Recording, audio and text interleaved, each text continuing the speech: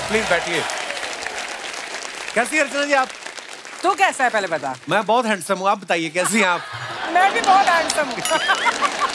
अच्छा, ऐसा कहा जाता है कि हर सफल आदमी के पीछे किसी महिला का हाथ होता है।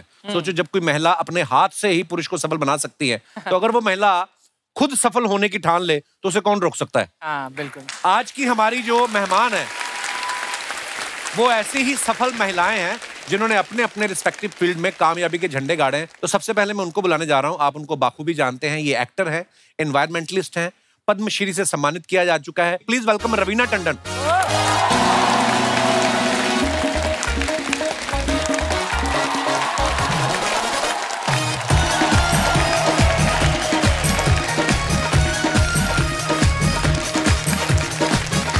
Hello Raveena ji, welcome welcome welcome. कैसी हैं आप? बहुत बहुत स्वागत है आपका। I'm good, I'm good। जोरदार तालियां हो जाए रवीना जी के लिए। इनको जब पता चला ना अर्चना जी को आप आ रही हैं, ये बड़ी खुश हुई। इन्होंने मुझे कहा कि रवीना ने मुझे मोटिवेशन दिया, क्योंकि सबसे पहले आपको याद होगा आप ही एक बार सिद्धू जी की कुर्सी पे बैठी थी। हाँ, करेक्ट। तो ये कह रही थी ये तो एक बार बैठ के उठ गई कि मैं नहीं उठने वाली। कुर्सी की टेंशन लेनी चाहिए। उस दिन प्रोडक्शन वाले को खामखा पीट दिया आपने। वो बेचारा कपड़ा मार रहा था कुर्सी पे, ऊपर ही जाके बैठ गई उसके। कहता मैडम मैं तो कपड़ा मार रहा हूँ, मैं कौन सा मिट्टी डालती हूँ कुर्सी पे। इतना नहीं टेंशन लेते अर्चना जी। तू जो विजुअल्स बनाता ना मेरे दिमाग में कि मैं उसके ऊपर ही बैठ गई। कसम से पूरा एपिसोड निकाला, वो ऐसे ही रहा है, ऊपर बैठी नहीं है। अच्छा, मैं रवीना जी के बारे में बता दूं कि आप इनको बतौर एक्टर ही जानते हैं, लेकिन ये बहुत सारे सोशल वर्क भी करती हैं। ये महाराष्ट्र की वाइल्ड लाइफ गुडविल एम्बेसडर भी हैं।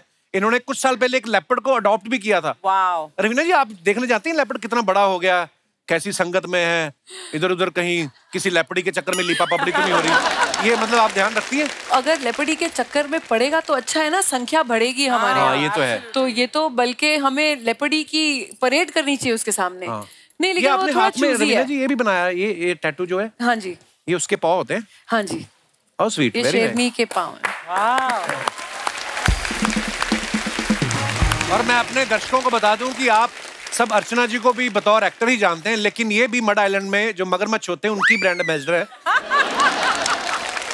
इन्होंने सारे मगरमच्छों को बोल रखा है कि तुम अगर दिन में 100 मछलियां पकड़ते हो तो 10 मुझे दोगे। 10% लेती हैं। आपको पता है मगरमच्छों में तो कहावत बड़ी पॉपुलर है कि मड में रह के अर्चना से बैर।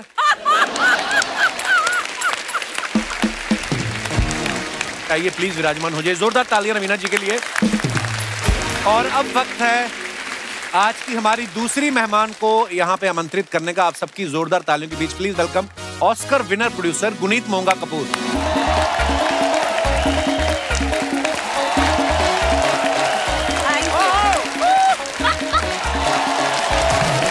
Welcome Guneet, welcome welcome welcome welcome welcome.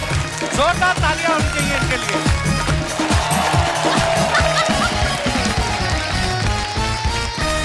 अभी हाल ही में आपने तमाम न्यूज चैनल्स पे देखा होगा कि इन्होंने अभी एलिफेंट विस्परर्स के लिए ऑस्कर जीता है।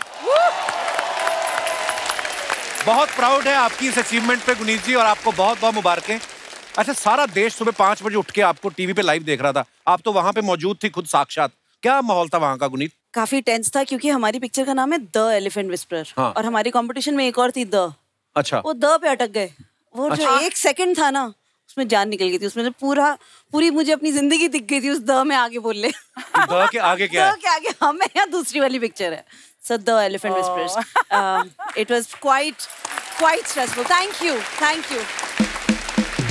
आपकी तो बड़ी बधाइयां बनती हैं। एक तो ऑस्कर की बधाइयां, और अभी भी इनकी शादी हुई है अभी 12 दिसंबर को। Thank you.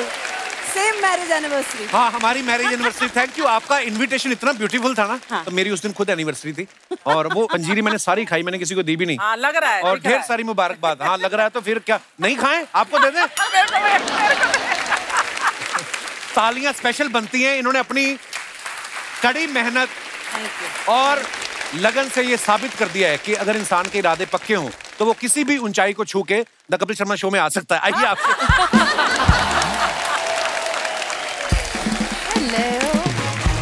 So nice to see you here. अच्छा, आपने ये साड़ी भी कितनी प्यारी। वाह, अच्छा, ये आपने खुद बनवाई है ना साड़ी ऐसी? हाँ जी। नहीं, बहुत डिजर्व करती हैं आप। मैं मॉडल कर देती हूँ ना। ओह वाह, थैंक यू। उर्वशी है जिन्होंने पेंट किया है। और ये मजेदार इस साड़ी की खूबसूरत बात ये है कि बनाए उसने 2 ही आती हैं, वो चल चल के इधर उधर जाते रहते हैं। अरे मैं मजाक नहीं कर रहा, बताओ पुनीत, इनको मान नहीं रही seriously. It's 3D 4D effect. Puneet, जब आप ट्रॉफी लेके आई ऑस्कर की इंडिया में, तो जब आपके रिश्तेदार आपसे मिले तो पहले आपके साथ फोटो ले रहे थे कि ट्रॉफी के साथ? ट्रॉफी के साथ ही। मुझे नहीं लगता कोई भी मेरे साथ लेना चाहता है, सब लोग ये दे दो मतलब। पर आप नहीं होती तो ट्रॉफी कैसे आती है? वाह, थैंक यू। अच्छा, गुनीत ने 2010 में student academy award nominated short film जो है कभी वो प्रोड्यूस की थी जी। और फिर 2018 में academy award winning short documentary period end of sentence की ये एग्जीक्यूटिव प्रोड्यूसर थी। तालियां बनती है इस बात के लिए। Thank you. अच्छा, आपको ऑस्कर का इतना अनुभव है जी। आपको और फिल्म इंडस्ट्री से लोगों का फोन आता है कि ऑस्कर की रेसिपी तो हमें बता दो, कितना हाथी डालना है, कौन से जंगल में जाएं? लोगों के फोन आते हैं आपको ऐसे? मतलब ऑफ कोर्स सब बहुत पूछते हैं कि कैसे किया, कैसे होगा, एंड हम कैसे करें। कुछ एक है, मतलब जरूरी है कुछ चीजें, एंड एटलीस्ट आपके शो के माध्यम से मैं सबको एक बार में बता सकती हूँ जी। क्योंकि सब देख रहे होंगे कि it's very important to have US distribution, तो वहां से वो शुरुआत होती है। अच्छा रवीना जी, आपको पद्मश्री से सम्मानित किया जा चुका है, आप अभी ऑस्कर लेके आई हैं, तो ये जनता जानना चाहती थी कि जब आप एयरपोर्ट पे जाती हैं तो सिक्योरिटी चेक होता है कि अवार्ड दिखा के निकल जाती हैं आप? मेरा ना ये पूरा ना ब्लैक कलर का वैसा का वैसा बनकर आ जाता है, मेरे पास कुछ फोटोज भी हैं। अच्छा जी। इट्स क्वाइट नाइस, जितना मर्जी उसको लपेट लो, वो पूरी शेप उसकी बनकर आ जाती है एक्सरे में, और हर बार निकाल के दिखाना। अच्छा। तो मैंने बोला ऑस्कर है, हाँ देखना निकाल के दिखाओ। मैंने बोला सर बड़ा पैक, अरे निकाल के दिखाओ, हमें देखना है क्या है। एंड देन सब फोटो लेते हैं उसके साथ, तो फिर मैं फिर उसके बाद आगे मुझे जाने की परमिशन मिलती है। तो दोस्तों, सिलसिला अभी रुका नहीं है, अब वक्त है आज की एक और बहुत ही खास मेहमान को मंच पे आमंत्रित करने का। आप सबकी जोरदार तालियों के बीच please welcome educationist, author, philanthropist, Padma Bhushan Mrs Sudha मूर्ति।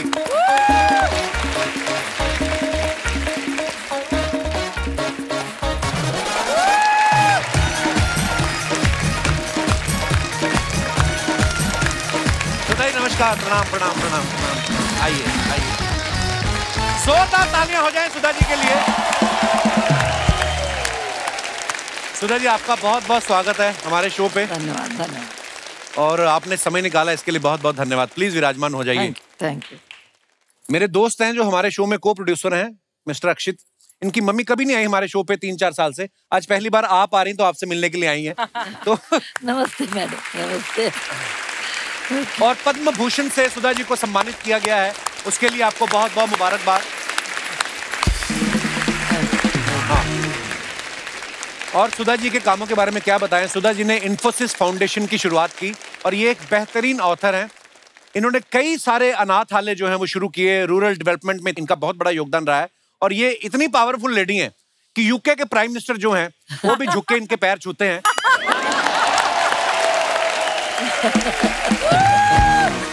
क्योंकि यूके के प्राइम मिनिस्टर जो हैं ऑनरेबल ऋषि सुनक जी, वो इनके दामाद हैं।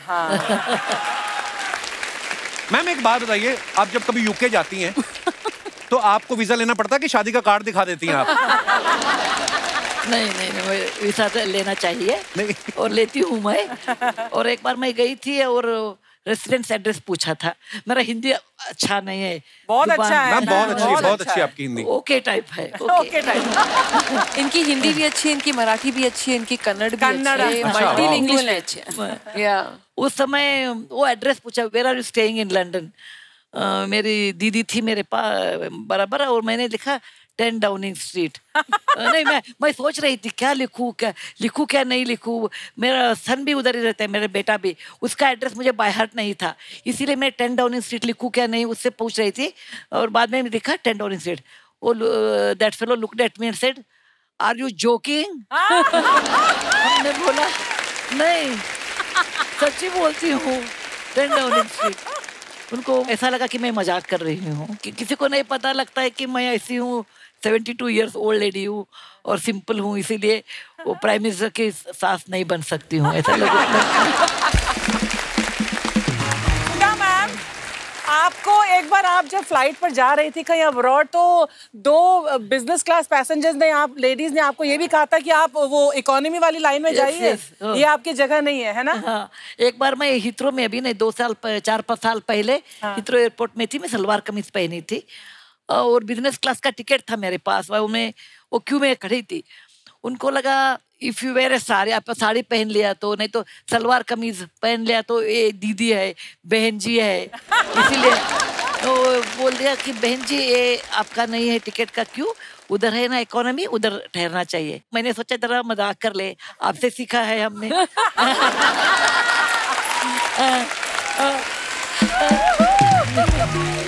आप तो गुरु है इसमें। अरे इसलिए मैंने बोला नहीं, मैं इधर खड़े रहती हूँ।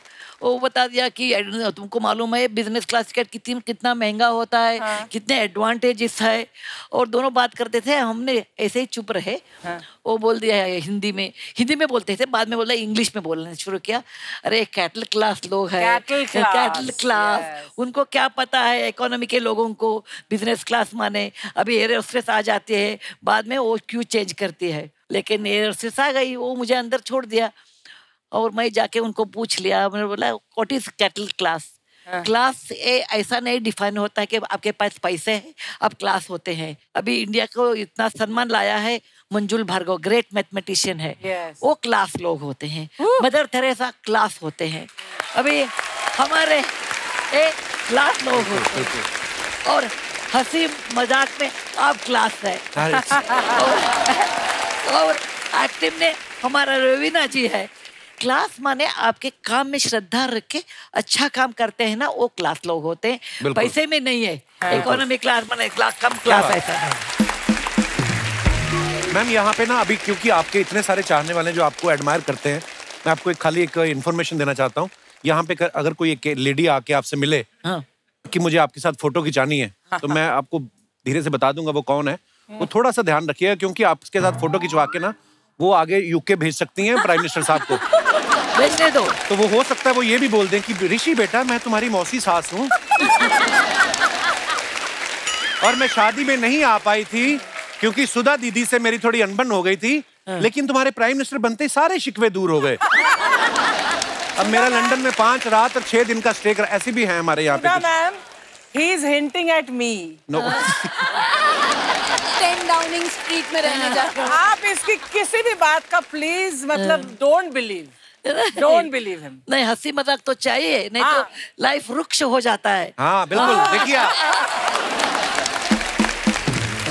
पता ही आप सबको कि सुधा मैम के जो हस्बैंड है श्री नारायण मूर्ति जी, वो इन्फोसिस के फाउंडर हैं, और कहते हैं ना कि जैसे मैंने भी बात की कि सफल आदमी के पीछे एक औरत का हाथ होता है, लेकिन सुधा मैम जी के बारे में हमने सुना है कि इनके हाथ के साथ साथ इनके हाथ में 10,000 रुपया भी था जो आपने शायद मूर्ति सर को लोन दिया था। Is it true ma'am? सच है। मूर्ति साहब इन्फोसिस 1981 में शुरू किया। अच्छा जी। और हमारे पास पैसे नहीं थे, हम बम्बई में थे। हम रेंटेड हाउस में रहते थे बांद्रा में। और एक दिन वो आके बताया कि मैं एक सॉफ्टवेयर कंपनी शुरू करते हैं मेरे साथी के साथ। हमने बताया कि पैसा किधर है, और we came from a middle class family, पैसे नहीं थे। Then he explain to me कि India requires a software revolution, ऐसे भाषण दिए हो। बाद में हमने बोला ओके, मैं क्या करना चाहिए, next 3 years I will not earn any money, तुम काम करना और पैसे लाना घर को, और जरा मुझे पैसे देना भी शुरू करने के लिए सपोर्ट करना। तो मेरे पास बिना मूर्ति के नॉलेज से मैंने अंदर एक ओवल्टीन डब्बा में 10,250 रखी थी। Amazing amazing. मैं ये सभा में बोलती हूँ, सब लेडीज को ये बोलती हूँ, हस्बैंड के ज्ञान के बिना please save money and keep it.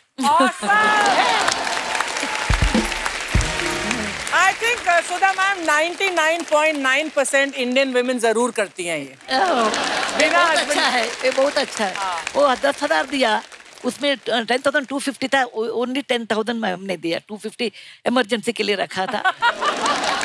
But I am the best investor in India. वो 10,000 रुपए क्या दिया है, अभी मेरे बिलियन मिला है। तो उसके बाद उन्होंने आपका उधार चुकाया कि बाकी पतियों की तरह कहते सब तुम्हारा ही है सुधा? नहीं, ऐसा वो किया तो भी हम आंसर देते हैं ना। मैं कुलकर्णी हूँ, बस शादी के पहले मैं पहले खुलकर नहीं खुलकर थी। नहीं है।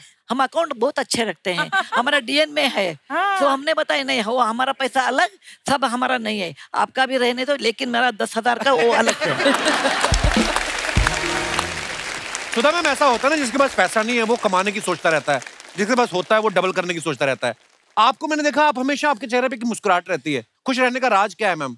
सीरियस नोट में बोलती हूँ, मैं कभी गरीब लोगों को देखती हूँ, असहाय लोगों को देखती हूँ, मुझे लगता है कि मेरा एक कर्तव्य है उनके पास, मैं कुछ करना चाहिए, वही मेरा मोटिवेशन है। Right. मेरा मोटिवेशन, मैं कभी भी हेल्पलेस लोगों को देखती हूँ, और when I see the difficult situation, मुझे लगता है मन में मेरा कर्तव्य है उनके लिए, वही मेरा मोटिवेशन है।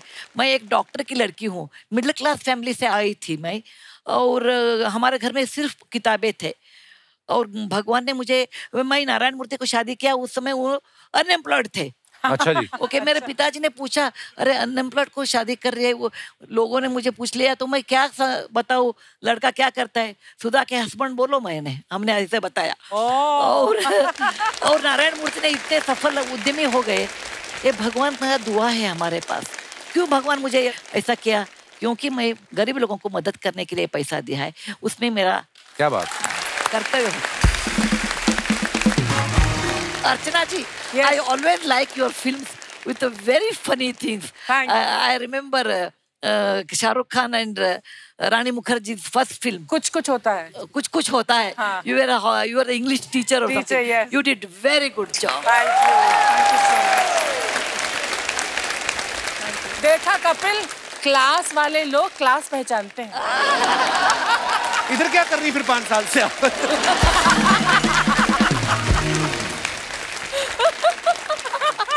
नहीं, मुझे पता आप दिल से प्यार करती मुझे।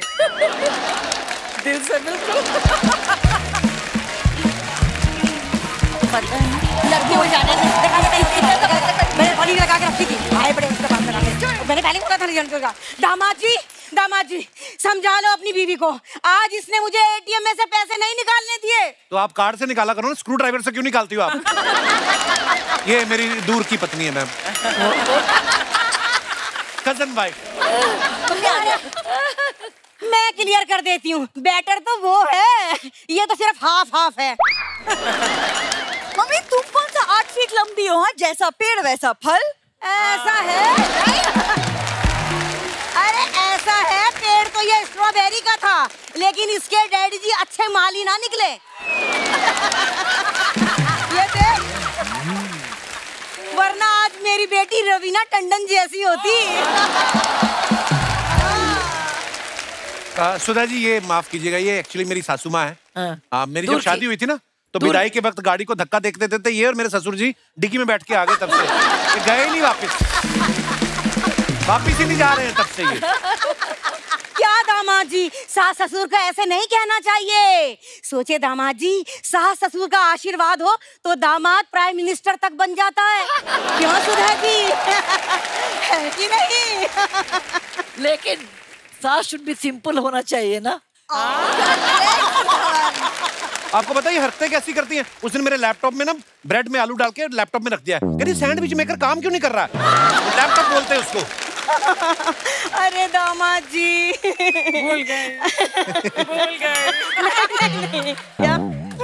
जवाब दो अभी, जवाब दो। अरे जवाब दे रही थी मैं। अरे कहने को तो मेरे पास बहुत कुछ है दामाद जी, हाँ, लेकिन मैं जवाब दूंगी नहीं, क्योंकि आप मुझसे भी बड़ी औरत हो। आपने और 4 बातें सोच के रखी होंगी, ये है कि नहीं? मेरे भूल गई। बात कर रही है।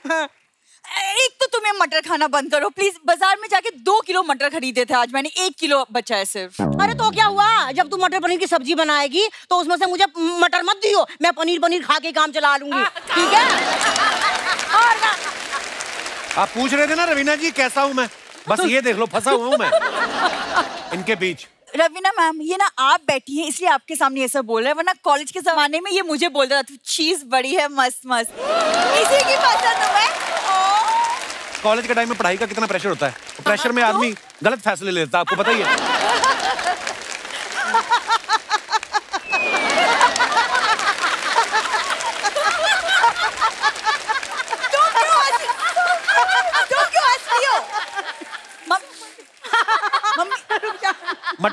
गया गले में। नहीं नहीं नहीं नहीं दामाद जी, मैं ये कह रही हूँ कि दामाद जी ने एकदम सच कहा है, और सच मैंने सुना है कड़वा होता है, पर यहाँ तो सच बड़ा फनी है। देखो हुआ क्या रवीना जी, जब दामाद जी से देखने आए ना घर में, तो मैंने दामाद जी के सामने चाय के साथ रख दिया इतना बड़ा समोसा कि दामाद जी जो है समोसा ही देखते रहे, कितना अजीब है, कितना अजीब है, और हमारी बिंदु अजीब पे उसका नजर ही ना जाए। आपको पता है जब इन्होंने इतना बड़ा समोसा ला के रखा ना, तो बगल में ये भी बैठी हुई थी। पहले मुझे लगा ये भी समोसा ही है, और फिर जब ये बोलना शुरू की तब मुझे पता चला ये इंसान है। अब मैं क्या बोलूं क्या बोलूं दामाद जी, अब जाने दो। याद हो तो बोलूं। सुधा जी देख रही हैं आप, एक आपके दामाद जी है ऋषि सुनक जी, हाँ, एक मेरे दामाद हैं किसी की ना सुनक जी, हाँ? है कि नहीं? बस अपनी अपनी बोलक जी। अरे दामाद जी बहुत बोल लिए, आज मेरे आइडल्स आए हैं, मुझे इंटरव्यू ले लेने दो। इंटरव्यू की स्पेलिंग आती है आपको? स्पेलिंग तो मुझे चिल्ड्रन की भी नहीं आती, फिर भी 9 बच्चे हुए हैं कि नहीं? ऐसी बात कर रहे हैं, देखो। अरे सॉरी, ये सब करने आई हो तुम यहाँ? लोग बिंदु, मैं एक इंडिपेंडेंट वुमन हूँ, मैं अपनी मर्जी से कहीं भी आ जा सकती हूँ। तो अपनी मर्जी से आप अपने घर क्यों नहीं चले जाती फिर? अरे ऐसे कैसे अपनी मर्जी से घर चली जाऊँ दामाद जी, हर महीने रेंट देती हूँ। किसे रेंट देते हो आप? अच्छा बिंदु, तूने बताया नहीं है? अरे हर महीने 5 तारीख से पहले रेंट लेती है ये मुझसे। अपने माँ बाप से रेंट लेती हो तुम बिंदु? नहीं लेना चाहिए ना दामाद। बिल्कुल नहीं लेना चाहिए, माँ बाप से रेंट कौन लेता है? बस हो गया, रिकॉर्ड हो गया, बस यही बुलवाना था आपसे। ठीक है कि नहीं? अब खबरदार जो किसी ने मुझे इस घर से जाने को कहा। अच्छा अब मैं अंदर जाके मटर पनीर बनाती हूँ। अच्छा सुधा जी प्रणाम, सादर प्रणाम, सादर प्रणाम। मटर पनीर की सब्जी बना रही हूँ, बूढ़ी साथ में खा के जाइएगा।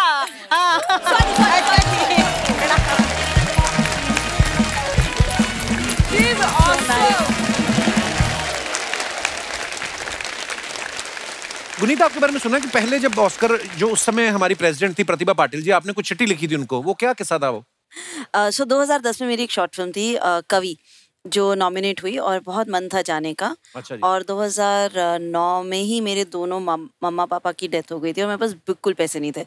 मैं दिल्ली छोड़ छाड़ कर बॉम्बे आ गई थी कि यहाँ पिक्चरें करेंगे, जो भी करेंगे यहाँ सबके साथ 4-5 लड़कियों के साथ एक घर में रहना, तो बिल्कुल पैसे नहीं थे, बट अमेरिका जाना था, वीज़ा भी नहीं था। तो मैं रोज ऐसे जिन लोगों के पास पैसा है उन लोगों को मैं ईमेल लिखती थी। तो जिन लोगों के पास पैसा है, और वो भी मतलब ऐसे रिचर्ड ब्रांसन, ऐसे रतन टाटा, मतलब ऐसे ऐसे मैंने ईमेल्स लिखी हैं, उनके ईए, उनके पीआर को ढूंढ ढूंढ के रोज ईमेल लिखती थी। तो, और एक बार ये ऐसे एयरलाइंस को ईमेल लिखती थी कि कहीं से कुछ मिल जाए, कहीं से कुछ साधन मिले। तो बड़ा एक दिन फ्रस्ट्रेट होकर मैंने ऑनरेबल मिसेस प्रतिभा पाटिल जी को चिट्ठी लिख दी, वहां से जवाब आ गया कि भाई बता दो तुम्हें क्या चाहिए, मतलब क्या करना चाहते। तो मैंने आगे से उनके फोन पर बोला उनके असिस्टेंट को कि I am the pride of India and I would love to attend the Oscars and I want to go there with my team and जो एडी हैं विकास चंद्रा जिन्होंने सारी बनाई, जो लड़का था जो कवि बना था सागर सोलंकी, मैं सबके साथ जाऊंगी, तो I would love to show you the film। ऐसे कैसे फोन पर मांग लूं ना कि टिकट दे दो और एक वीजा का भी जुगाड़ कर दो कहीं से। तो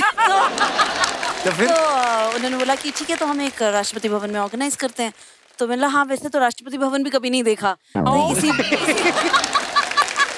इसी बहाने तो मैं राष्ट्रपति भवन में पूरी टीम ले आऊं। अमेरिका तो हम तीन लोग ही जा पाएंगे, हम 24 लोग हैं, पूरा क्रू ले आऊं।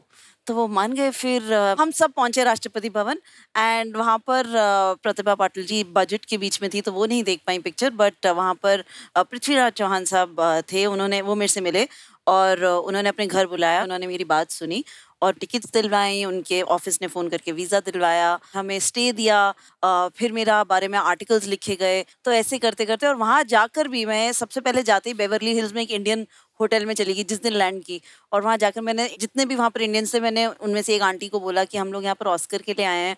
तो फिर वहाँ पर बहुत मतलब गाड़ी वाड़ी सब वहीं ऑर्गेनाइज हो गई। तो क्या बात है गुरीन, मतलब ये सोच भी आना कि मैं राष्ट्रपति को सीधा चिट्ठी लिख दूं। नहीं पता मेरे हो भी ना, गई चीजें, मैं देखो। किस्सा सुनाना चाहती हूँ। मेरे ना पापा ने बोला था कि अब तुम 18 साल के हो गए ना, हम तुम्हें एजेंट, लाइफ इंश्योरेंस एजेंट बना देते हैं। तो उनका मन था कि वो अपने दोस्तों को लाइफ इंश्योरेंस बेच देंगे और मुझे उसका रेवेन्यू मिलता रहेगा। अच्छा। हर साल जो जैसे रिन्यू करेंगे तो मुझे कुछ कमीशन मिलता रहेगा। तो वहाँ मैंने कोर्स किया। अच्छा। और बस ये मैं किस्सा आपको इसलिए सुना रही हूँ क्योंकि जब आप लाइफ इंश्योरेंस एजेंट बनते हैं आपको एक सिखाया जाता है that you have to be used to know. आपको बहुत लोग मना करेंगे बिकॉज आप अपने ही सर्कल में और लोगों को जाकर बोल रहे हो कि देखो आप अगर मर जाओगे तो अपने फैमिली के लिए कुछ कर्ज करके चले जाओ, हमें अभी पैसे दे दो। और इतने लोग कट टू कट जीते हैं और इंश्योरेंस के बारे में इतना नहीं सोच पाते एंड वो कहीं ना कहीं गलती भी है। तो but the crux of my learning was कि 10 people will say no to you and 1 person will say yes. Awesome. But you have to keep going. अच्छा, सुधा जी के बारे में भी हमने सुना है। सुधा जी, आपने JRD टाटा साहब को कुछ चिट्ठी लिखी थी, कुछ आपने शायद उनसे कंप्लेंट किया था किसी, वो क्या किस्सा था Sudha ji? I think we are all famous for writing letters. Asking pride of India. 1974 हम बेंगलुरु में टाटा इंस्टीट्यूट में M.Tech कर रही थी। मेरे क्लास में मैं अकेली लड़की थी। मैं BE किया था 1972 में। उस साल भी यूनिवर्सिटी में मैं अकेली लड़की थी, सब बॉयज। ओके। और मुझे अमेरिका में स्कॉलरशिप मिला था PhD करने के लिए। एक दिन मैं हॉस्टल को आ रही थी और एक चिट्ठी एक नोटिस बोर्ड पे था, Telco Pune Jamshedpur is inviting young bright engineers with a good salary training, लेकिन बाद में lady students need not apply. 2 line था। आपके एडवर्टाइजमेंट में होता है ना, cigarette is injurious to health, छोटे लेटर में ऐसा था। मुझे बहुत गुस्सा आ गया और वो 23 इयर्स की थी। गुस्सा उस समय ज्यादा आता है, अब आजकल नहीं।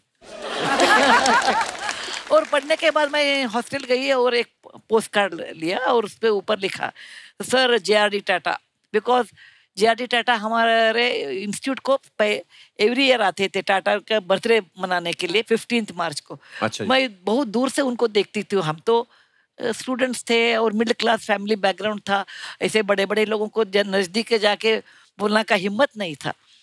और वो बहुत हैंडसम थे। बहुत ग्रीक स्टैचू ऐसे होते थे।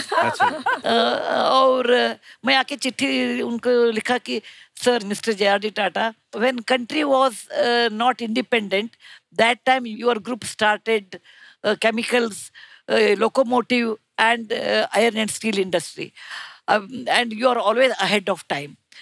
एंड समाज में महिला और पुरुष दोनों 50-50% होते हैं और महिला को आप चांस नहीं दिया तो you are cutting the services of women, that means your country will not progress. And कभी महिलाओं को एजुकेशन नहीं है, कभी उनको जॉब को अपॉर्चुनिटी नहीं, तो ऐसा कंट्री और ऐसा समाज कभी ऊपर नहीं आता है। और ये मिस्टेक है आपका कंपनी का। ऐसे हम जस्ट लिख दिया और उनका एड्रेस मुझे मालूम नहीं था। हम हुबली के हैं, इंटरनेट नहीं उन दिनों में। हमने ऐसा सोचा कौन नहीं लिखा है lady students need not apply, Telco company ना। ओके, JRD टाटा टेल्को बॉम्बे, इतना ही मैं एड्रेस लिखा के पोस्ट कार्ड पोस्ट किया। हमने ऐसा ही लिख दिया। JRD टाटा तो अनभिषिक्त सम्राट थे ना, उनको पोस्ट कार्ड मिला। वो पढ़ने के बाद उनको गुस्सा आ गया। वो बुलाया, एक लड़की पूछ रही है ये न्याय नहीं है और ये अन्याय है, ये बराबर है, उसको एक चांस देना चाहिए। वो अच्छा किया तो देखेंगे, अच्छा नहीं किया तो हम ना पास फेल करेंगे। उस समय मैं लेडीज हॉस्टल में थी। उस समय लेडीज हॉस्टल में टेलीफोन नहीं होता था क्योंकि बॉयज से हम फोन करते हैं। वो सोचते थे बिना टेलीफोन भी पत्र लिख सकते हैं ना। एनीवे हमें टेलीग्राम आ गया, please attend Telco's final interview at Pune at our expense, first class train ticket. Pune और बेंगलुरु में प्लेन नहीं था उस दिन में। ये 1974 साल है, कितने 50 साल हो गया ना। और मेरे सहेली थे, वो सब PhD करते थे, सब मुझे बता दिया चलो आप जाइए, पुणे में साड़ी बहुत सस्ता मिलता है, 30 रुपए को साड़ी मिलता है। हम सब 30 रुपए दिए और एक साड़ी मुफ्त में आपको देते हैं हम, चले जाइए। हम पुणे आ गए, इंटरव्यू अटेंड किया और मैं technically I was very very good, so I could reply all the technical question. अच्छा। Then I asked them, why are you not taking women? They said, beta, please understand, you may be very good engineer, लेकिन हमारा plant, एक plant है जमशेदपुर में है और एक plant है पुणे में है। अभी तक एक लड़की भी हमारा शॉप फ्लोर में नहीं है। वो शिफ्ट में काम होता है, सुबह 6, दोपहर में 2 बजे, और वो मर्दों के साथ काम करना होता है और आप अकेले होते हैं। इसीलिए हम बोलते हैं आप R&D नहीं तो PhD में आप बराबर काम कर सकते हैं। हमने बताया, मेरे नाना जी इतिहास के टीचर थे। He told for 10,000 steps journey there's always one step to start. Yes. इसीलिए हमने बोला आप ऐसे बोलते थे, ये जग में कभी भी लड़कियां काम नहीं कर सकते हैं, आगे नहीं कर सकते हैं, क्योंकि one or other day they have to come and you should start that. Then I got the job. Wow. I got the job. बाद में हम हमारे घर लौट गए। I was very friendly with my father. I told my father, देखो हमने एक पत्र लिखा है, पोस्ट कार्ड, ऐसा जॉब मिला। हमारे पिताजी ने हमको पूछा कि आप जॉब लेते हैं क्या? हमने बताया नहीं, हम नहीं लेते, मैं अमेरिका जा रही हूँ PhD करने के लिए। और पिताजी ने पूछा then why did you write a letter? हमने ऐसे उनको दिखाने के लिए, ladies will not keep quiet, लड़कियां भी होशियार है, ये दिखाने के लिए हमने लिखा है। Thank you. लेकिन मेरे पिताजी ने बोला ये गलत है, ये गलत है। When you open the cupboard and you ask for equality, you must take up the job. Otherwise, you should not talk. बहुत अच्छा एक सलाह दिया हमारे पिताजी ने कि you should walk the talk in your life. What you talk, you should walk. What you walk, you should talk. अभी आप मुझे देखते हैं, आपको क्या, मैं कभी भी झूठ नहीं बोलती हूँ। छोटा झूठ बोलती हूँ, अभी खाना खा के आई, ऐसा बोल सकते हैं, लेकिन झूठ नहीं बोलती हूँ।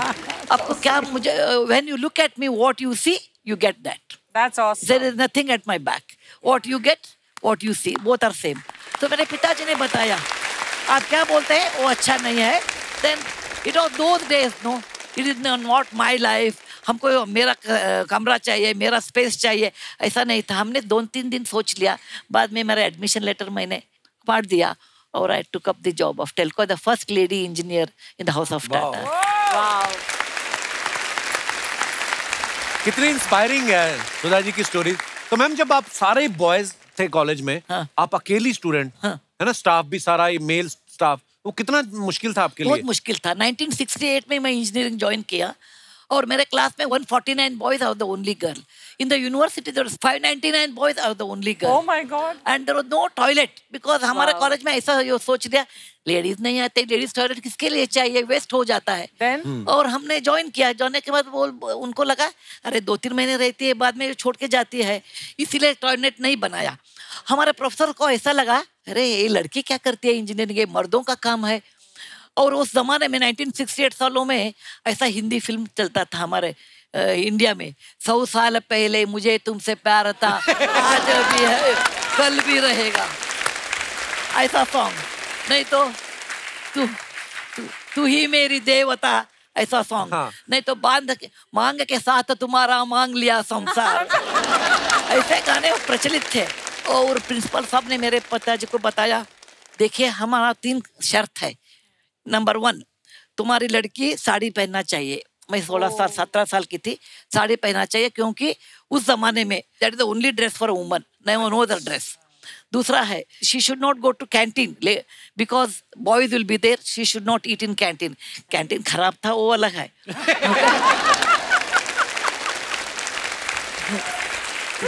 तीसरा कंडीशन था आपकी बेटी किसी बॉय के साथ बात नहीं करना। अरे बॉयज ही ना मुझे साथ बात नहीं करते थे, वो डरते थे। अच्छा। ओके, लेकिन वो बहुत मुश्किल था। हमने मन कर दिया कि नहीं, I will do this engineering. Let there not be any toilet. I will walk home in case I have to use the restroom. I will not talk to boys. It doesn't matter. But I will do my work very well. मैंने एक दिन भी छुट्टी नहीं लिया।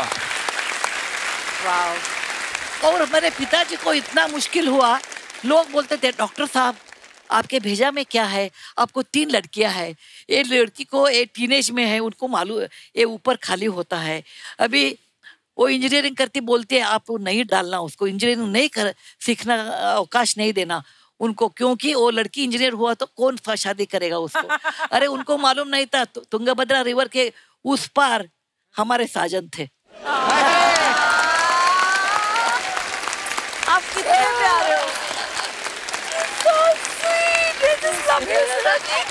इस पार साजन, उस पार साजन। तो इसीलिए किसके मन में नहीं था, हमारे सब पिताजी के सब लोग गाली देते थे, लड़की इंजीनियर होती है, असंभव, ऐसा संस्कृत में बोलते हैं ना, असंभव, असाध्य, परंपरा नहीं है ऐसा कुछ।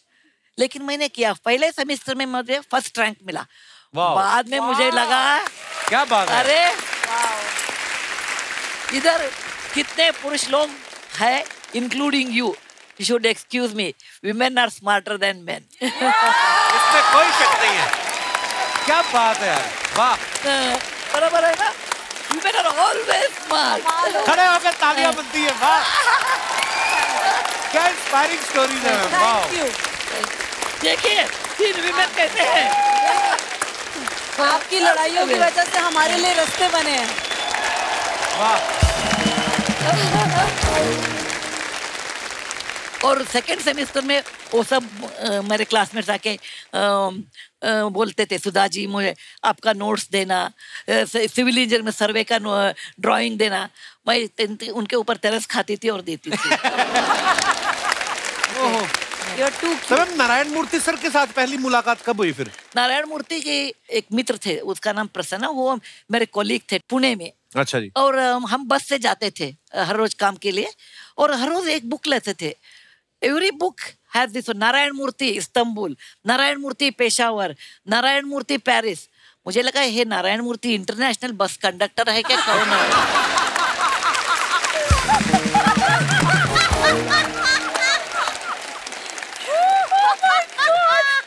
ऐसा लगता है क्या नहीं, हर रोज इनका डेस्टिनेशन अलग है। उन्हें हमने पूछा ये नारायण मूर्ति कौन है, वो बता दिया मेरा दोस्त है, वो पेरिस में 3 साल थे, अभी हिचहाइकिंग करके इंडिया आ गए, Paris to Pune, he took almost 6 months hitchhiking. और वो बता दिया वो भी कन्नड़ा बोलते हैं हमारे जैसे। अच्छा जी। और एक बार मिलने को चाहते हैं। मुझे लगा एकदम फिल्म हीरो के जैसे हैंडसम और बोल्ड, नारायण मूर्ति डैशिंग, इंटरनेशनल बस कंडक्टर आते हैं। When he open the door, मुझे लगा ये कौन है आदमी, छोटा बच्चा।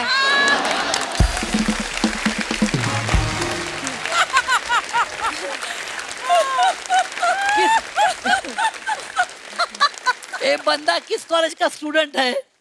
मैंने बोला ये कौन है, यही नारायण मूर्ति बता दिया। That is my first time meeting with Narayana Murthy. Narayana Murthy शादी में कितने किलोस थे, अभी उतना किलो ही है। Because I am a bad cook, my husband has maintained the weight. वाह यार,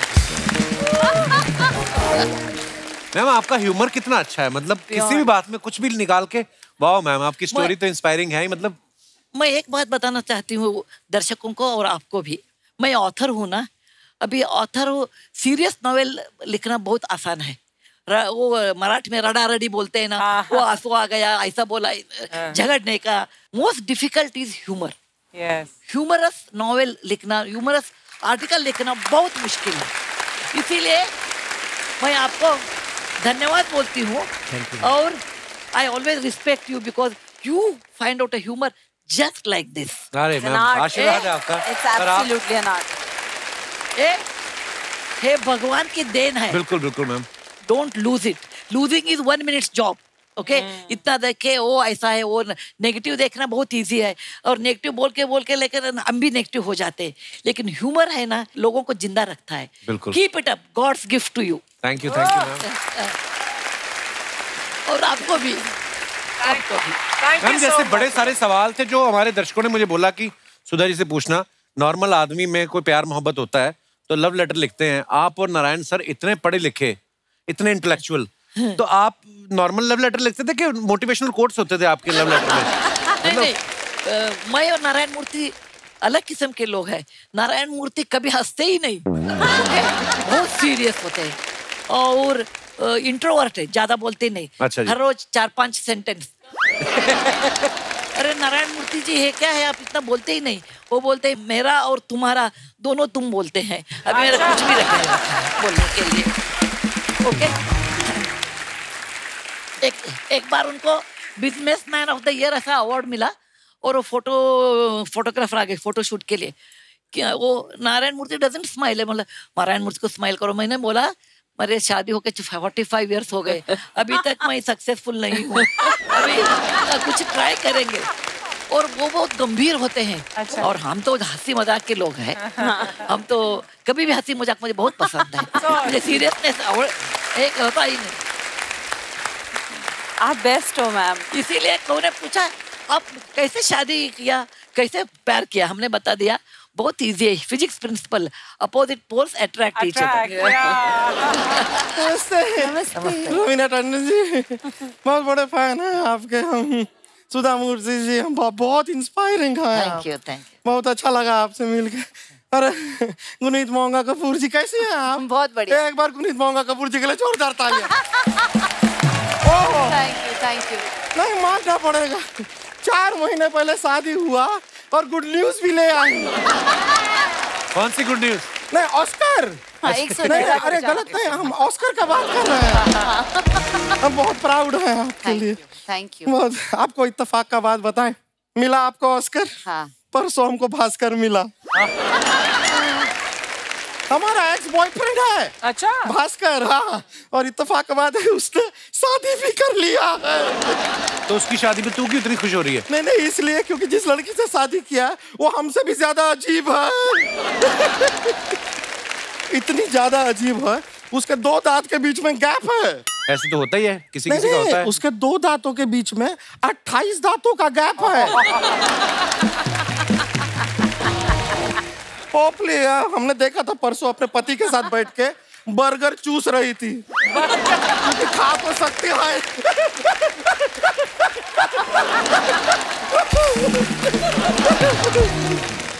मैडम हम अपने आप को इंट्रोड्यूस करते हैं।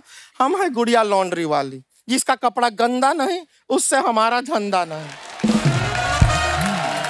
अब जैसे आपको ऑस्कर मिला ना, वैसे सेम हमें भी कपड़ा धोने में ऑस्कर मिला। कपड़े धोने में कौन ऑस्कर देता है? नहीं हम ऐसे राजा मौली जी का कपड़ा धो रहे थे, उसमें हमको उनका ऑस्कर मिला।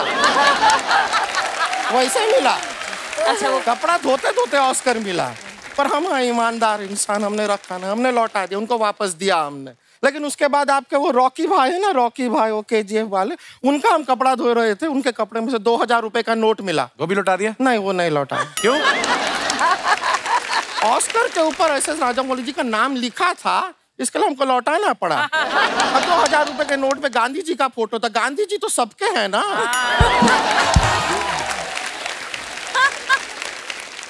सुधा जी कैसी हैं आप?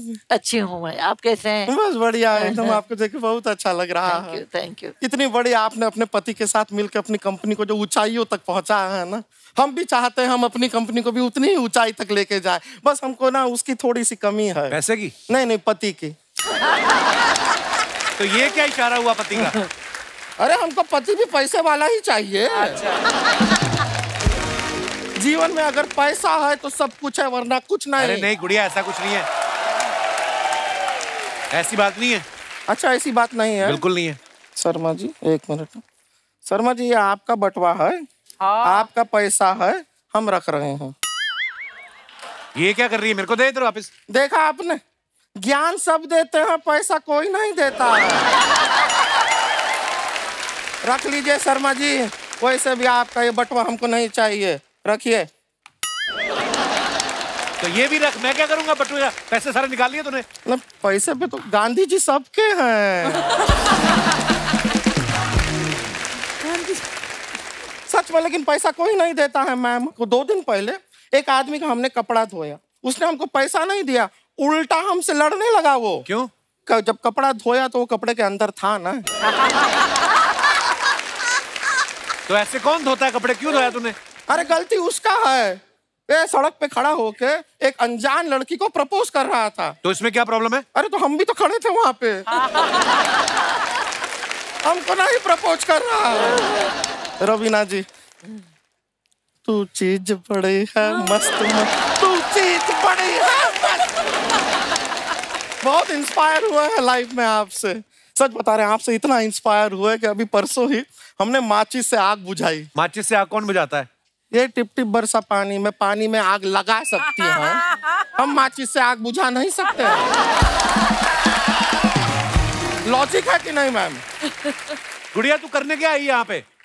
हम रवीना जी से मिलना चाह रहे थे। रवीना जी, आपको पद्मश्री मिला ना जी।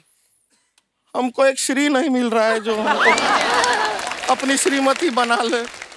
बहुत अकेले हैं हम, इतना ज्यादा अकेले हैं कि हमारे रिमोट में भी सिर्फ एक सेल है, वहां भी जोड़ी नहीं है। इतना ज्यादा अकेले हैं कि बाथरूम के बाहर हम तौलिया लेके खड़े रहते हैं तो हमें कोई अंदर नहीं खींचता। हम चाहते क्या है लाइफ में? बस ये चाहते हैं कि किचन में हम अपना खाना बना रहे हो तो पीछे से आके हमें कोई हक करे और हमारा पेड़ा गिर जाए।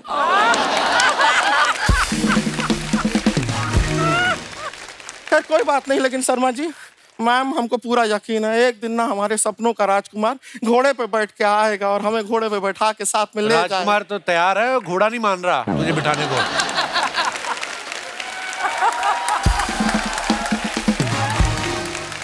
तो शर्मा जी, आप एक काम कीजिए, हमको ना खाली राजकुमार का फोन नंबर दिला दीजिए, हम उससे कह देंगे कि मेट्रो से आ जा भाई, और आ जा। अर्चना जी, हम आपको नहीं छोड़ेंगे। उन्होंने क्या किया है? नहीं, खाली बता रहे हैं, ये मत सोचिए कि 3 एकदम टैलेंटेड लेडीज आई हैं तो हम आपको छोड़ के इनके हो जाएंगे, नहीं है। लेकिन आपको एक बात बताएं, दास दादा है ना, दास दादा, ये आपको छोड़ेंगे। क्यों? क्योंकि आज ये मट जा रहे हैं तो मोटरसाइकिल पे आपको यहाँ छोड़ देंगे। ऐसा नहीं है मैम कि हमारा रिश्ता होना इम्पॉसिबल है, हो जाएगा। हमारे mummy papa right now at this very moment गए हुए हैं हमारा रिश्ते का बात करने के लिए। अच्छा। हाँ, आपको जान के खुशी होगा कि लड़का भी ऐसा वैसा नहीं है, बड़ा नेक लड़का है। वो जो इलीगल इमिग्रेंट्स होते हैं ना, उनको बाहर निकालता है। गवर्नमेंट डिपार्टमेंट में? नहीं, वो पेस्ट कंट्रोल में है।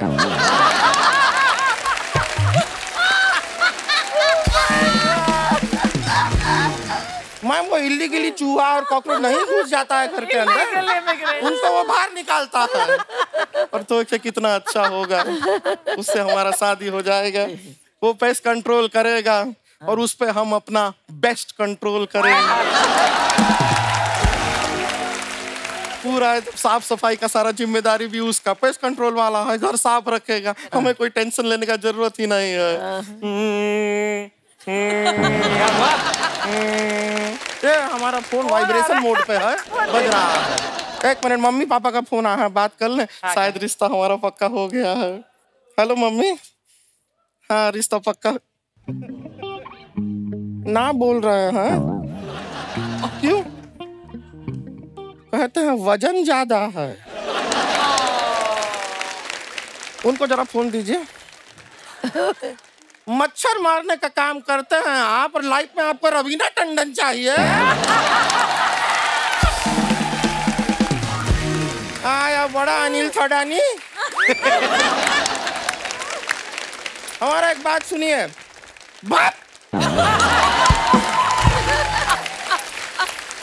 शादी कैंसिल हो गया है हमारा।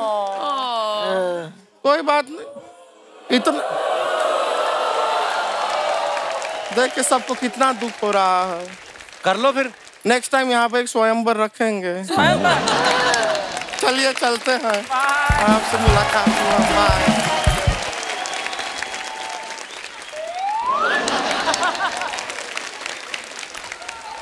बस करें, ऊपर वाला बादशाह है बेड़ो, ऊपर वाला बादशाह है। पुनीत जी, मेरा बच्चा है तू। रवीना जी, मेरा बच्चा है तू। सुधा जी, आपका बच्चा हूं मैं। कपिल, यस दादा, मेरा बच्चा है तू। यस दादा। अर्चना जी, मेरा बच्चा है। नहीं पूछ रहा हूँ मेरा बच्चा है कि गटक गई।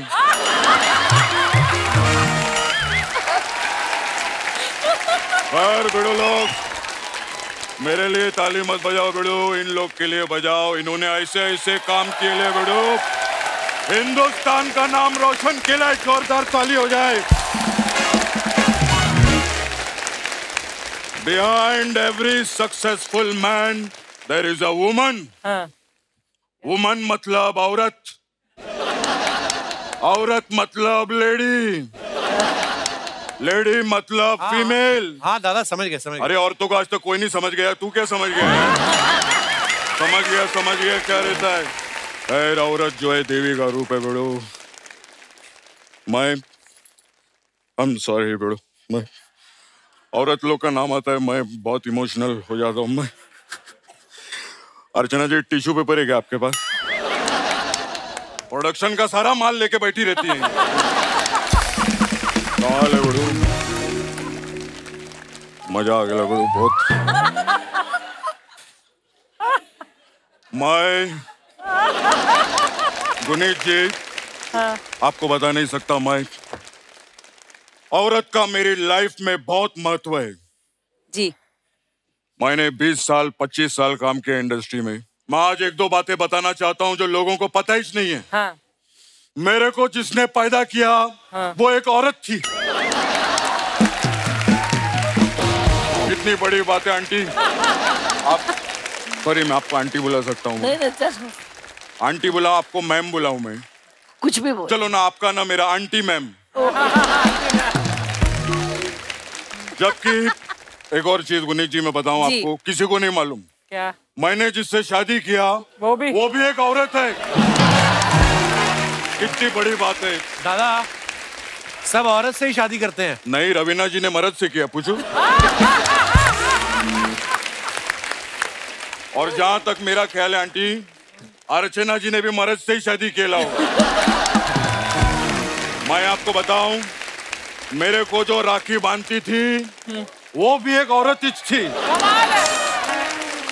और रवीना जी आप पिछले एपिसोड में आते ना तो ये भी औरत ही थी।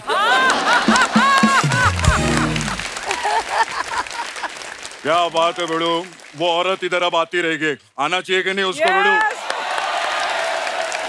रवीना जी, द ravishing रवीना टंडन, क्या लग रही हैं आप बेड़ू? क्या बात है। खैर अपना मजाक चलता रहता बेड़ू। हाँ। बहुत काम किया अपन ने। और मैं तो रवीना जी को कितने टाइम से जानता हूँ।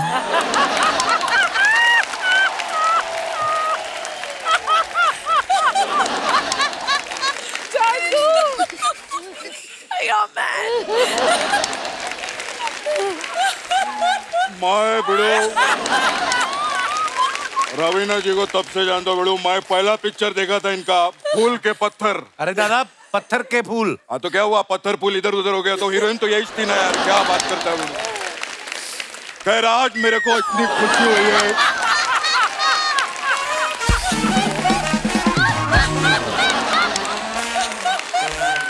मेरे को आज बिड़ो मेरे को इतनी खुशी हुई ले, रवीना जी, गुनीत जी और शादीशुदा जी भी आए ले हैं। अरे दादा वो सुधा जी हैं। अरे तो मैं, आप शादीशुदा है ना मैम? मैम आप आशीर्वाद दो मेरे को, मैं सच्ची बोलता हूँ। God bless you. Okay thank you. Ma'am आप कर्नाटका से है ना मैडम? हाँ। मेरे को उधर का एक सिटी बहुत पसंद है। कौन सी? सिंपलिसिटी। नहीं ये वाकई में, ये भले अपन ने जोक लिखेला था लेकिन इनकी सिंपलिसिटी के लिए एक बार जोरदार तालियां बनती से बड़ो। कपिल। हाँ।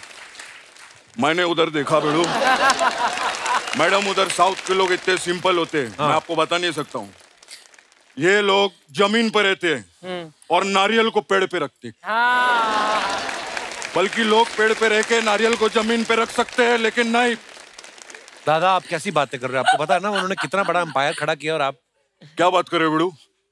मैडम आपने एम्पायर खड़ा किया है? ओह, लेकिन उसको तो बड़ी प्रॉब्लम होती है। क्यों? ना वो कभी बैटिंग कर सकता है ना वो कभी बॉलिंग कर सकता है। वो एम्पायर तो हमेशा ऐसे खड़ा रहता है, वो ऐसा ऐसा बेड़ू। दादा क्या बेड़ू? अरे मैं मैच के एम्पायर की बात कर रहा हूँ, मैं बोल रहा हूँ बिजनेस एम्पायर खड़ा किया है। Business empire? हाँ। उधर आप लोग क्रिकेट कैसे खेलते हैं मैडम? दादा क्रिकेट की बात क्यों कर रहे हो आप? आजकल सब क्रिकेट की तो बात कर रहे हैं, आईपीएल चल रहा है बेड़ो। वही मैं बोला बेड़ो।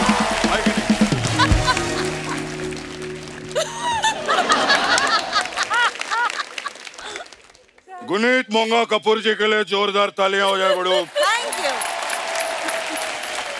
मैम जी मैं आपको एक बात बताऊं। जी। ये जो कपूर खानदान है फिल्म लाइन वाला, कजन। हाँ जी, हाँ। उससे मेरा बहुत पुराना नाता है। अच्छा। क्या? कैसे? जब मेरे घर पे पानी नहीं आता था ना, हाँ, मैं उन लोग के घर पे जाके नहाता था। समझा नहीं मैंने क्या बोला? मेरा उधर बहुत पुराना नहाता है, मैं उधर बहुत पहले से नहाता है। दादा इस बार झाड़ नहीं लेके आए? आप बोल रहे थे झाड़ लेके आते थे हर बार। अरे नहीं, झाड़ नहीं लगाने का बेड़ो। अरे क्या बात कर रहे हैं? नहीं, पहले मैं बोलता था झाड़ नहीं लगाने का। पर क्यों? क्योंकि मेरी वजह से इंडिया का पॉपुलेशन नंबर 1 पे पहुंच चुका है। कैसे?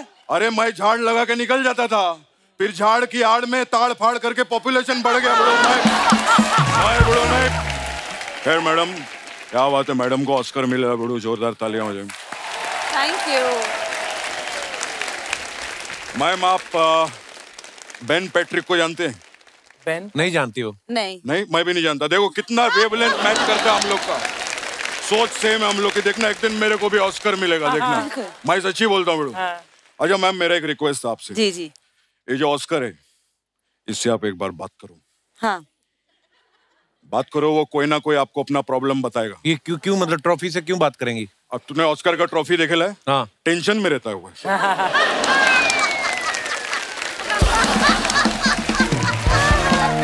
वो टेंशन में रहता है बेड़ो। अंग्रेजों ने कुछ ना कुछ बोले ला उसको। आप मैम अगर उससे बात करेंगे ना बेड़ो, तो कुछ ना कुछ दिल की बात वो हाथ खोल के बोलेगा, मेरे को ऐसा लगता है। दादा ट्रॉफी कहाँ बात करती है? जब मूर्ति जी बात कर सकते हैं तो ट्रॉफी जी का नहीं बात कर सकते बेड़ो।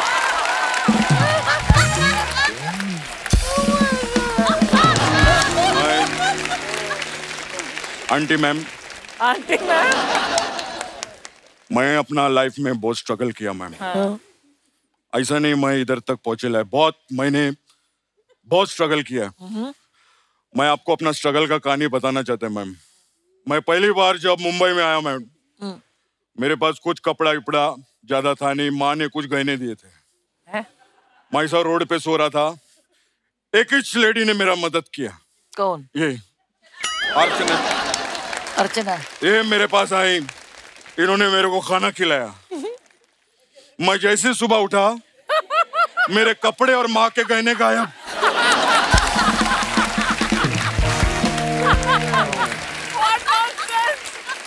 मेरे को लगा चोरी हो गई है। लेकिन नहीं, ये पहन के घूम रही थी अगले दिन। आंटी अच्छा लगा आपको? मजा आया आपको? सच्ची।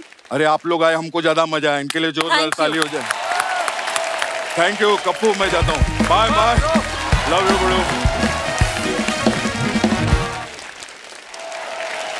अच्छा मैम, आप तीनों अपने अपने रिस्पेक्टिव फील्ड में बड़ी सफल हैं, और कई बार ऐसा होता ना कि जब बीवी भी काम कर रही हो, हस्बैंड भी काम कर रहा हो, तो दोनों की एक दूसरे की शायद कभी ना कभी शिकायत रहती है कि तुम मुझे वक्त नहीं देते। तो ये आपके साथ भी ऐसा होता है? शायद नहीं, क्योंकि मैं इतना बिजी हूँ, नारायण मूर्ति उतना ही है। लेकिन एक बात बताना मैं चाहती हूँ, behind every successful woman there is an understanding man. You know, मैं एक बात कहना चाहूंगी। मैम ने कहा कि हम तीनों जो अकम्प्लिश्ड सक्सेसफुल विमेन आज तीनों आपके साथ, and specially Guneet ji is also so full of spunk. तो जब इन्होंने कहा कि behind every successful woman there is an understanding husband, मैं उसी समय यही सोच रही थी कि ऑल थ्री ऑफ अस जब हमने अपने लाइफ के बारे में बात की है, we always mentioned our fathers, but I always say that behind every successful and courageous brave daughter is a besotted father. क्या बात? Correct.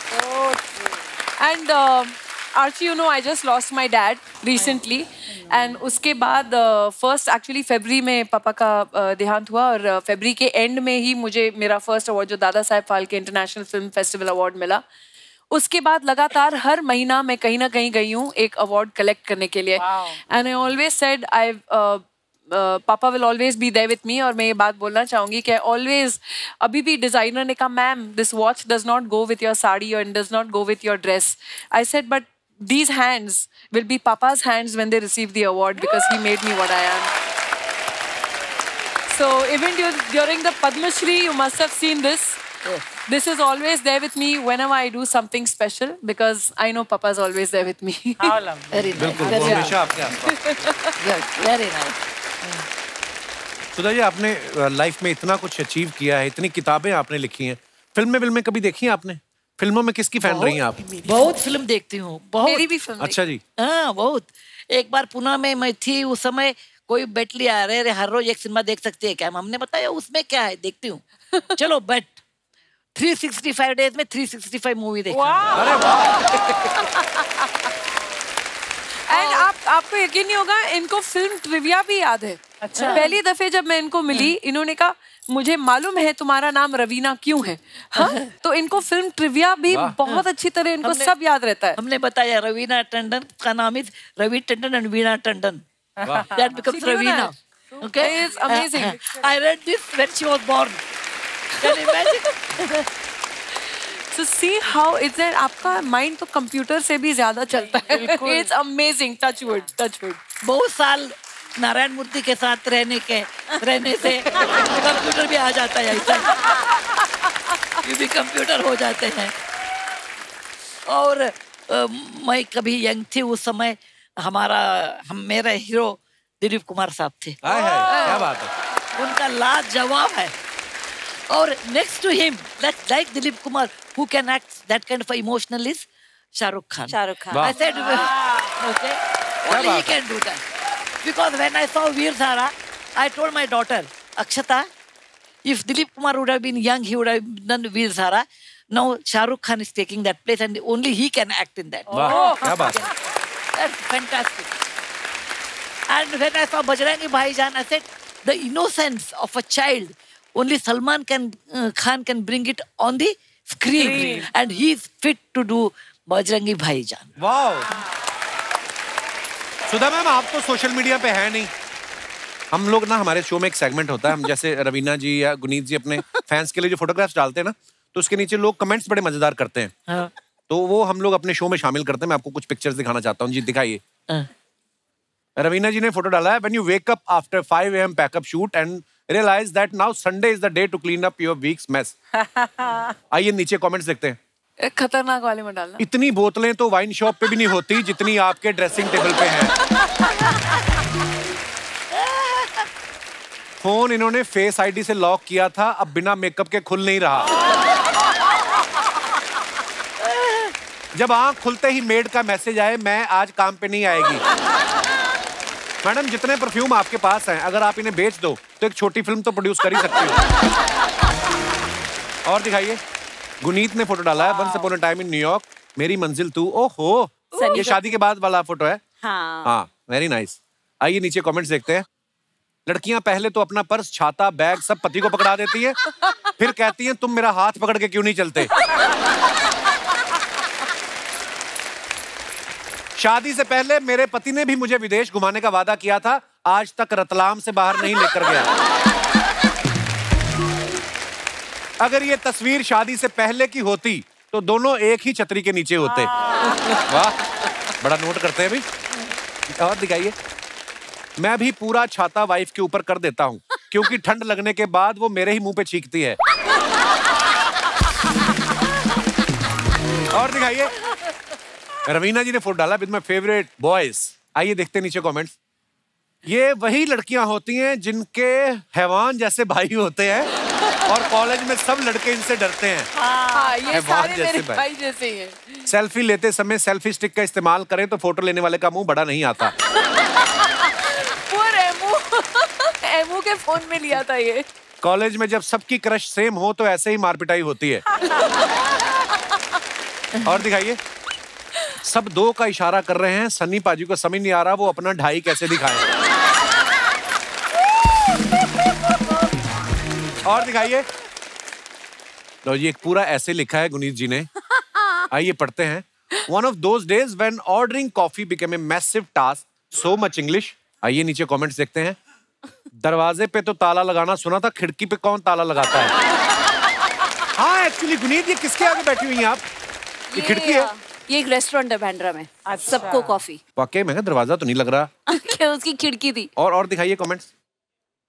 गुनीत मैम, मैं भी चॉइसेस के कारण कंफ्यूज्ड हूँ। मुझे राहुल का सेंस ऑफ ह्यूमर पसंद है, आशीष दिखने में अच्छा है, मैं किसे चूज करूं? किसने रिप्लाई किया है? जिसकी भी सरकारी नौकरी हो। और दिखाइए, रवीना जी ने फोटो डाला है। Hey bird, where is the fire? ये कहाँ की फोटो रवीना जी? ये मेरे एक दोस्त है, उनके गाड़ियों का कलेक्शन है, तो ये उनके घर के बाहर पार्क है गाड़ी, जो मेरे को से फायर ब्रिगेड जैसे लगती है ना, रीपेंट और मॉडिफाई किया है। अच्छा अच्छा अच्छा, दिखाइए नीचे कमेंट्स दिखाइए। मैम आप पुष्पा देखो, फायर उसमें है। किसने लिखा है वाओ खली की कार। ये शुरू से कार थी या बस की बॉडी हटा के सोफा लगाया है? ऐसा ही लग रहा है। एक ही कपड़े का पैंट शर्ट बनवाया है, लगता है कपड़ा ज्यादा खरीद लिया था। और दिखाइए आगे।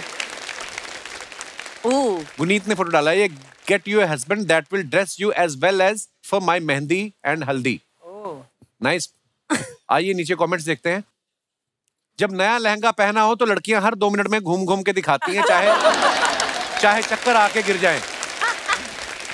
मेरी बीवी ने भी ऐसा किया था, खुद 1 लाख का लहंगा खरीदा, मुझे 2000 का कुर्ता पहना दिया था। इनके हाथ में ग्लास है, फिर भी ये नॉर्मली डांस कर रही हैं। लड़कों के हाथ में ग्लास आ जाए तो वो नागिन डांस करने लगते हैं। बिल्कुल सही फरमाया। और दिखाइए। जिन पतियों को डांस नहीं आता वो फिर अपनी पत्नी के डांस में बस पीछे खड़े होकर ताली ही बजाते रहते हैं। मेरे पति अच्छा गाना गाते हैं, नाच मैं लेती हूँ। और दिखाइए। खत्म, धन्यवाद। हमारी इंडस्ट्री में ना सुधा मैम बड़े सारे ऐसे एक्टर्स होते हैं जो कभी कभी बोलते हैं कि हम जब इंडस्ट्री में नए आए थे तो हम सिर्फ 50 रुपए लेके आए थे। लेकिन गुनीत के बारे में हमने सुना कि जब ये आई थी 50 लाख रुपए लेके आई थी। हाँ। तो आपने अपनी सेविंग थी या किसी की किट्टी उठा के भागी थी आप? मतलब मेरे ना नेबर थे, मैं बहुत ही मिडिल क्लास फैमिली से आती हूँ। हम लोग रेंट पे रहते थे और एक्चुअली नीचे वाले जो घर थे उन्होंने अपना घर खरीदा हुआ था। अच्छा। तो उन्होंने कहा कि हमें एक स्टूडियो खोलना है जहाँ बच्चों की फोटोएं खींचेंगे। और अच्छा। तूने मास कम्युनिकेशन पढ़ा तो तू चला ले। मैं लो हो ये तो बड़ा बुरा आइडिया है। तो मतलब आप कितने पैसे खर्चना चाहते हो अपने स्टूडियो में? तो कहते 50 लाख। मतलब मुझे दे दो, मैं बॉम्बे जाके पिक्चर बनाऊंगी। अच्छा। मान गए। अब करूँ क्या? मैं यहाँ आकर मॉल में फूड कोर्ट में लोगों से पूछती थी किसी के पास कहानी है, मेरे पास 50 लाख है। This is a reverse of what usually happens. हाँ। You have the तो money. फिर मैंने बहुत सारी कहानियां ढूंढी और फिर हमने अपनी पहली फिल्म बनाई से सलाम इंडिया। सुभाष कपूर के साथ। क्या बात है। ये देखो पीछे की कहानियां कितनी इंटरेस्टिंग होती हैं। जैसे रवीना जी को आपने देखा पत्थर के फूल में पहली फिल्म से जो इन्होंने डेब्यू किया, पहली फिल्म में सिक्सर मारा, इन्होंने ऐसा छा गई। लेकिन हमने ऐसा सुना है कि इस फिल्म का जो इनकी कास्टिंग हुई ना, ये कॉलेज में थी और कॉलेज की कैंटीन में कोई इनसे मिला और उन्होंने कहा कि मैं तुम्हें फिल्म में लेना चाहता हूँ। आपको यकीन हो गया था? ये क्या किस्सा है रवीना जी, सही है ये बात? हाँ ये सही है, लेकिन कॉलेज की कैंटीन में नहीं था। अच्छा। तो विवेक वासवानी अभी भी वही कहानी सबको सुनाते हैं। कहते हैं कि जब मैं बैठा हुआ था और अनंत के साथ डिसाइड कर रहा था कि कौन सी हीरोइन किसको साइन किया जाए। सलमान की सेकंड फिल्म थी आपने मैंने प्यार किया, तो एक बहुत बड़ी जिम्मेदारी थी उनके कंधों पर। तो अनंत ने मुझे देखा और विवेक को बोला, विवेक मेरी किरण वहां बैठी है। तो विवेक ने कहा कौन कौन? तो देखा तो मैं अपने दोस्तों के साथ बैठी थी और विवेक आए मेरे पास। तो आनंद ने कहा विवेक तू जाके उनसे बात कर। बोला मरवाएगा, मार खाएगा, सब लड़कियां सैंडल उठा के पीटेंगी, मैं जाके पूछूंगा तुम्हारा नाम क्या है, नंबर दो। तो एनीवे विवेक ने थोड़ा बहुत अपना हिम्मत जुटाकर वो आए मेरे पास। तो उन्होंने मुझे कहा कि excuse me you know can I know your name. So पहले तो मैंने पूछा वाई। तो बोले no you know I said anyway Vivek relax, मैं राजीव की बहन हूँ। तो फिर उन्होंने कहा my god you're Ravi ji is daughter. I said yeah. तो फिर ऐसे कांटेक्ट हुआ। तो वो लिटरली जैसे लिखा होता है और then you can escape it वाली बात है। तो 5 दिन बाद I was facing the camera exactly 5 days later. That's awesome. Yes, it was. इसलिए यू नो कपल एक्चुअली ये बहुत बड़ी बात है क्योंकि आई थिंक उस टाइम पे हम लोग इवॉल्व हुए एज एक्टर्स। आजकल जो नया जनरेशन है एक्टर्स का वो पूरे ट्रेन पूरे ग्रूमिंग के साथ आते हैं। जो हमने स्ट्रगल कर करके अपनी 25वीं फिल्म में परफॉर्मेंस दी होगी, उन लोग आज अपनी 5वीं फिल्म में परफॉर्मेंस दे रहे हैं। We took time to evolve, ये सीखा। Terrible performances when you look back at it say why. अरे बाप रे। और मेरे वो प्लीज वो फोटो दिखाना नहीं, वो ऐसे मतलब अंदाज अपना अपना में ऐसे घुंघराले पर्म वाले बाल। मैंने कहा है मैं क्या सोच रही थी, मैंने क्या क्यों बनाए वैसे बाल। तो यू नो ये सब चीजें बाद में सोचते हैं कि यार इम्प्रूव करना चाहिए। किसी को लगता है कि यार अपनी पुरानी फोटो देखो ना, कोई भी देखे चाहे कोई लड़का कोई लड़की, कोई भी अपनी पुरानी फोटो देख के यही बोलते होगे नहीं? No, don't make up. अगर ऐसी बेइज्जती करके ये सब मिलना है तो 1-2 और करो। Then तो Kapil you owe me a million kisses.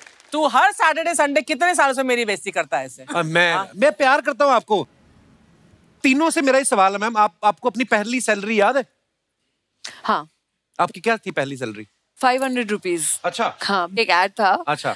And जब भी हम लोग सुबह स्कूल के लिए उठते थे तो मम्मी ऑलवेज रेडियो ऑन करती थी, तो हम बड़े हुए लिटरली जब तैयार होते थे स्कूल के लिए वो गाने चलते रहते थे, सब 70s 80s के गाने। तो मैंने सोचा था वो मम्मी का टेप रिकॉर्डर थोड़ा पुराना हो गया था, तो जो 500 रुपए मिले वो जाके मैंने उनके लिए एक सिंगल कैसेट प्लेयर और रेडियो खरीदा था। My first earnings. Sudha ma'am आपकी पहली सैलरी कितनी थी? In 1974, अच्छा। 1,500. 1,500. Actually, my father was a professor and he was a doctor. हमचे पिताजी का सैलरी 500 था, 600 था। अच्छा। मेरा 1,500। नारायण मूर्ति का 1,000 था। अच्छा। ओके। उस जमाने में very high salary. I started with a very high salary. और गुनीत आपकी पहली सैलरी? 50 लाख के साथ आई थी यार। वो तो चलो किसी से लिया था ना। मैंने बहुत कुछ किया। कभी मैं डीजे बन गई थी, फिर एक अनाउंसर बन गई थी, फिर मैंने सड़कों पर चीज बेची। तो मुझे अलग अलग ऐसे जगहों पर मिला, कभी कहीं 10,000, कहीं ऐसे। मैं डीजे भी करती थी और लेडीज डीजे का ज्यादा पैसा मिलता था। अच्छा। तो ऐसे 400 रुपए पर आवर का चीज भी बेचती थी सड़कों पर टेंट लगाकर। लेकिन फिल्म प्रोडक्शन में मैंने पैन ननल के साथ वैली ऑफ फ्लावर्स में थी, तो उसमें 5,000 रुपए महीना था। तो इंटर्नशिप, मेरा फर्स्ट इंटर्नशिप। कपिल, तेरी पहली सैलरी क्या थी? मेरी 500 रुपए थी। हाँ, मैं पार्ट टाइम पीसीओ नहीं होते थे उस समय, आजकल तो नहीं होते। वो ये टेलीफोन बूथ, उस पे मैं काम करता था। तो मैंने पैसे जोड़ के, आप बिलीव नहीं करेंगे, मैंने म्यूजिक सिस्टम ही लिया था। तो वो कैसेट वाला आता था ना, कैसेट प्लेयर। तो मेरे को शौक था, तो मेरे को था कि मैं डैडी को नहीं बोलना, खुद ही लेता हूँ। तो मैंने पहली बार वो खरीदा था। और भी 1-2 चीजें की थी, मम्मी को याद है। तो दोस्तों, आज जो 3 हस्तियां हमारे साथ बैठी हैं, ये आज बड़ा खास एपिसोड है क्योंकि आज मदर्स डे भी है। मैं आप सबके विचार जानना चाहूंगा। कई बार क्या होता है, हमारी जिंदगी में 2 माएँ होती हैं, एक आपकी माँ, दूसरी आपके बच्चों की माँ, यानी आपकी पत्नी। कभी कभी आदमी इन दोनों माँओं के बीच फंस जाता है। उस समय उसको क्या करना चाहिए, किस तरीके से हैंडल करना चाहिए? आप अपने अपने विचार जो हैं, जो ज्ञान है, वो आप बांट सकते हैं। सबसे पहले कौन हाथ खड़ा कर रहा है? जी भाई साहब, माइक दे दीजिए इनको। Hello Kapil sir. Hello everyone. मेरी वाइफ को है ना, मम्मी से पहले कुछ भी काम करना रहता है। तो एक बार ऐसा हुआ कि जैसे मैं ट्रेन में हम जा रहे थे, तो पहले मेरी वाइफ ने बोला आप मुझे चढ़ाओ, तो उसको चढ़ाया, सामान चढ़ाया, तो मम्मी रह गई पीछे। तभी बहुत मम्मी गुस्सा हुई थी। और एक बार ऐसा हुआ था कि आप पहले मम्मी को चढ़ाया करो, बीवी को तो कोई ना कोई चढ़ा ही देगा।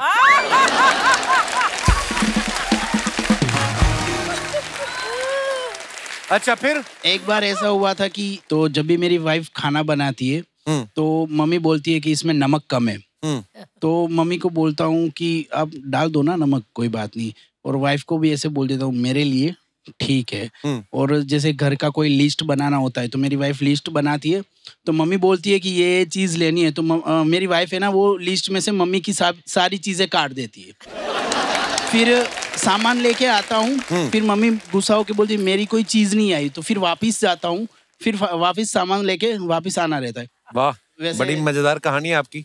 आप अलिफ लैला में भी आते रहे पहले? नहीं। अच्छा, मैं वैसे लगा मेरे को। मेरी वाइफ भी साथ है। अच्छा, नमस्ते जी, कैसी हैं?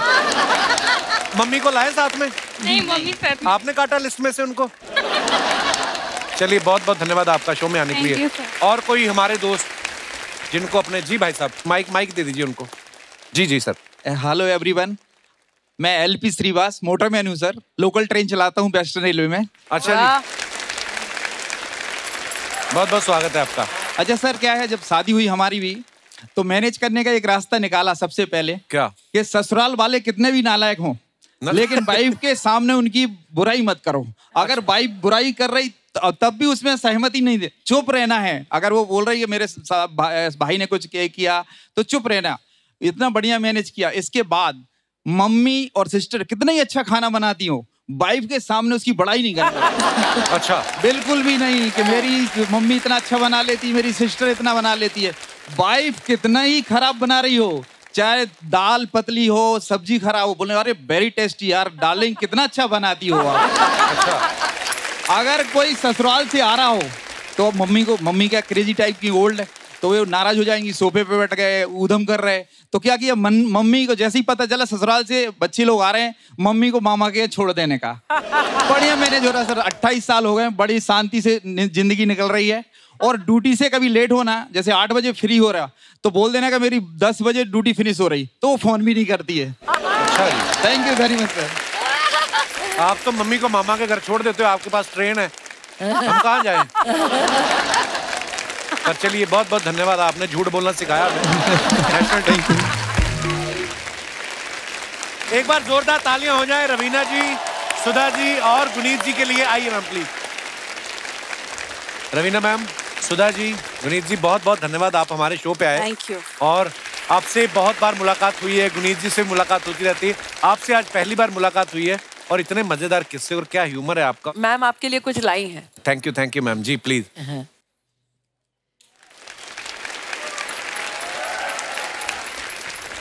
एक मिनट,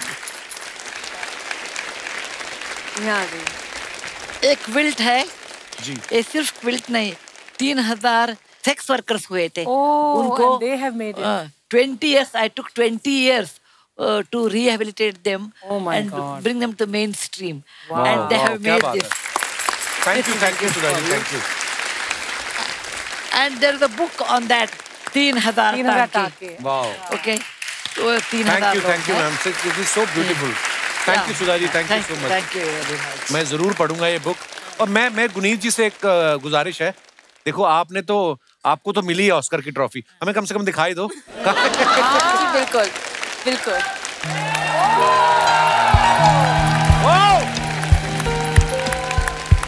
क्या बात है, जोरदार तालियां हो जाए। Really nice. यार हमको भी पकड़ने दो, हमको भी पकड़ने दो ये। We are proud of you. Thank you ma'am. हम एक फोटो खिंचाते हैं रवीना, एक हमारी फोटो की ना, हम बोलेंगे हम दोनों ने एक फिल्म की थी, हमें उसके लिए मिला है। खींच लो यार।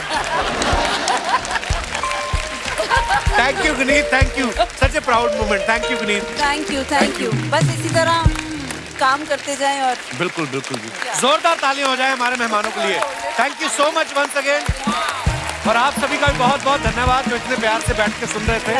और जितने भी दर्शक हमें इस समय टीवी पे देख रहे हैं, आप सभी को मदर्स डे की ढेर सारी शुभकामनाएं।